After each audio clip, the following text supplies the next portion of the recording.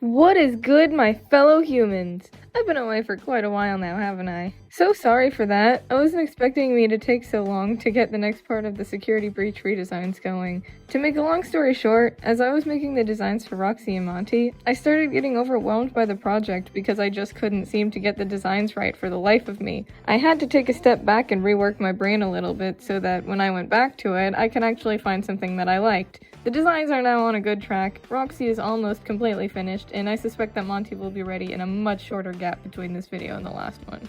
And hopefully the next video will sound better too.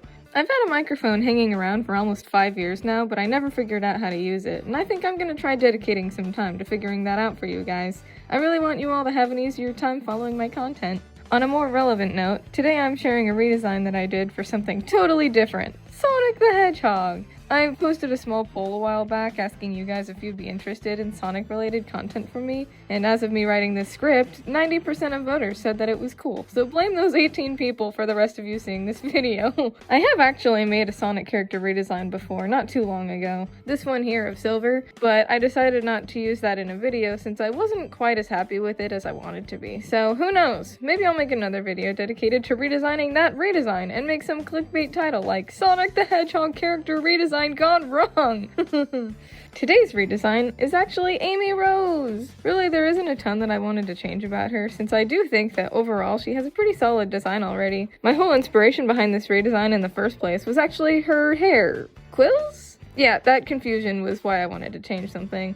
When I see Amy, I don't think it really looks like quills, and it makes it harder to tell that she's meant to be a hedgehog. I wanted to make her a bit more spiky looking, by both making her hair more clearly hedgehog quills, plus little tufts on her ears, which I think look cute, and also by putting quills down her back as well. Her modern design seems to have always had this open back look on her dress, so I really don't think there's any reason for her design to not have quills on her back, other than just making her look smoother and more girly. But to me, modern Amy just seems a lot more spunky now, and I think she deserves to show that in her design. And her nose! I simply gave her a typical hedgehog nose. I like that a lot better and I think it makes more sense. Now, her clothes I really didn't change that much about. I guess the biggest change I gave her was a halter top underneath her dress for a number of reasons. Since she's also pretty active alongside the rest of the Sonic cast, I don't think that her sleeveless dress was all that practical, and honestly if I were her that would make me worry about having to move around too much. So it's sort of like a sports bra, that way she can run around and hit things with her hammer freely. I also got the idea while I was sketching out her neck and shoulders, because I noticed the way her neck connected to the body there looked a little bit silly, so I thought it would look cool to use that and make it like a neckline.